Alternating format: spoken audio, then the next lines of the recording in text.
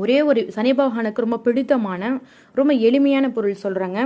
இந்த பொருளை நீங்கள் வீட்டில் சமைச்சிங்க இல்லை குழம்பா வச்சிங்க அப்படின்றப்போ சனி பகவானின் அருள் பரிபூர்ணமாக உங்களுக்கு கிடைக்கும். சரிங்களா?